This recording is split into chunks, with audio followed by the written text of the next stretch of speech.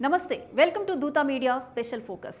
భారతమాత విముక్తి కోసం సాయుధ పోరాటం చేసి అమరులైన వీరుల్లో చంద్రశేఖర్ ఆజాద్ ఒకరు. బ్రిటిష్ వారి గుండెల్లో రైళ్లు పరిగెత్తించి సింహ స్వప్నంగా మారిన అసమాన యోధుడు. 1857 తరువాత సాయుధ పోరాటం చేసిన వారిలో మొట్టమొదటివారు. దేశ ప్రజల రక్షణ కోసం ధర్మయుద్ధమే సరైందని గట్టిగా నమ్మిన వ్యక్తి. భగత్ సింగ్ వంటి నేతలకు మార్గనిర్దేశకుడిగా దేశంలోనే యువతకు విప్లవ మార్గం చూపిన స్ఫూర్తి. తన చివరి రక్తపు బొట్టు వరకు దేశం కోసం విశ్రాంతి లేకుండా పోరాటం చేసి అసువులు బాసిన అజేయ శక్తి. ఆజాద్ అసలు పేరు చంద్రశేఖర్ సీతారాం తివారీ. ఆజాద్ను పండిట్ది అని కూడా పిలుస్తారు. 1957 సిపాయిల తిరుగుబాటు తర్వాత సాయుధ పోరాటం చేసిన భారత వీరులో మొట్టమొదటి వారు చంద్రశేఖర్ ఆజాద్. మధ్యప్రదేశ్లోని జుబువా జిల్లా బావ్రా గ్రామంలో పండిత్ సీతారాం తివారీ జగరాని దేవిలకు 1906 జూలై 23వ తేదీన చంద్రశేఖర్ ఆజాద్ జన్మించారు. తన ప్రాథమిక విద్యను సొంత గ్రామంలో పూర్తి చేశారు.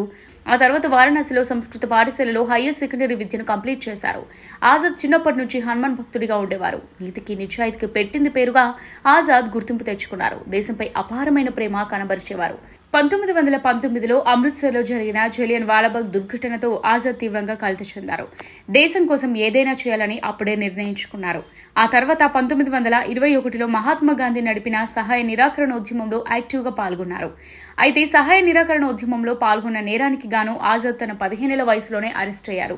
విచారణ సందర్భంగా కోర్టులో నీ పేరేంటి అని మెజిస్ట్రేట్ అడిగిన ప్రశ్నకు చంద్రశేఖర్ సీతారాం తివారీ అని కాకుండా ఆజాద్ అంటూ పెద్దగా అరిచి చెప్పారు. దీంతో మెజిస్ట్రేట్ కు కోపం వచ్చి ఆజాద్ కు 15 కొరడా దెబ్బలు శిక్షగా విధించారు. అయితే ప్రతి కొరడా దెబ్బకు కూడా ఆజాద్ భారత్ మాతకి చేయంటూ గొంతెత్తి నినదించడంతో కోర్టు హాలు ఒక్కసారిగా మారుమోగింది. ఇక ఆనాటి నుంచి సీతారాం తివారీ పేరు చంద్రశేఖర్ ఆజాద్గా స్థిరపడిపోయింది. సహాయ నిరాకరణ ఉద్యమం ఆజాద్లో దాగి ఉన్న అసలైన విప్లవవాదిని మేల్కొల్పిందనే చెప్పాలి. ఎలాగైనా సరే భారతదేశాన్ని బ్రిటిష్ వారి కబంధ హస్తాల నుంచి విడిపించాలని బలంగా నిర్ణయించుకున్నారు ఆజాద్. అనుకున్నదే తడవుగా హిందుస్థాన్ సోషలిస్ట్ రిపబ్లికన్ అసోసియేషన్ స్థాపించారు. తనతో జతకట్టి భగత్ సింగ్, సుఖదేవులతో పాటు మరికొంతమందికి యువకులకు మార్గనిర్దేశకుడిగా మారిపోయారు. ఆజాద్ గ్యాంగ్ 1926లో కరూరి రైలు దోపిడీకి పాల్పడింది. ఇది కరూరి కేసుగా బ్రిటిష్ రికార్డులో నమోదైంది. అదే ఏడాది వైస్రాయ్ వెళ్తున్న రైలును తగలబెట్టారు. అంతేకాదు లాలా లజపత్ రాయ్ మరణానికి కారణమైన బ్రిటిష్ వారిపై పగ తీర్చుకోవడానికి సిద్ధమయ్యారు. 1928లో లాహోర్లో జేపీ శాండర్స్ ను కాల్చివేసి హింసాత్మక కార్యక్రమాలకు తెరలేపారు. దీంతో ఆజాద్ బ్రిటిష్ పోలీసులకు సింహస్వప్నంలా మారిపోయారు.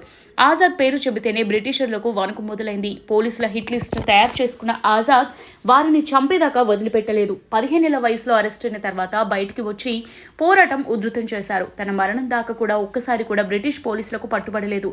అయితే ఫిబ్రవరి 27, 1931న తన 2 సహచరులను కలిసేందుకు అలహాబాద్లోని ఆల్ఫ్రెడ్ పార్కుకు వెళ్లడం భారత చరిత్ర మారిపోయింది. ఇన్ఫార్మర్లు ఇచ్చిన సమాచారం మేరకు బ్రిటిష్ పోలీసులు ఆజాద్ను చుట్టుముట్టారు.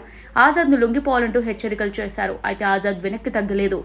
బ్రిటిష్ పోలీసులకు లొంగకుండా ధైర్యంగా ఒక్కడే పోరాటం మొదలుపెట్టాడు. ఈ క్రమంలోనే 3 పోలీసులను హతమార్చాడు. అలసిపోయేదాకా పోరాడిన ఆయన చివరి క్షణంలో తన తుపాకీతో తనని తానే కాల్చుకుని అసువులు బాశారు. చివరి వరకు ఆజాద్ను ప్రాణాలతో పట్టుకోవాలని భావించిన బ్రిటిష్ పోలీసులు సాధ్యం కాలేదు. చివరికి ఆయన మృతదేహాన్ని స్వాధీనం చేసుకుని ఎవరైనా ప్రభుత్వానికి వ్యతిరేకంగా నడుచుకుంటే ఆజాద్కు పట్టిన గతే పడుతుందని ఇతర పోరాట యోధులను హెచ్చరించారు. ఆజాద్ మృతదేహాన్ని బహిరంగ ప్రదర్శనకు ఉంచారు. అయితే ఆజాద్ మరణం ప్రజల్లో మరింత పట్టుదలను పెంచింది, దేశభక్తిని రగిల్చింది, పోరాటంలోకి ఉరికేలా ప్రోత్సహించింది. అహింసాయుత పోరాటంగా రూపుదాల్చి బ్రిటిష్ వారి అరాచక పాలనను నిట్ట నిలువునా కూల్చివేసింది. ఇది ఇవాల్టి స్పెషల్ ఫోకస్. మరో ఎపిసోడ్లో మళ్ళీ కలుద్దాం. Keep watching Dootha media.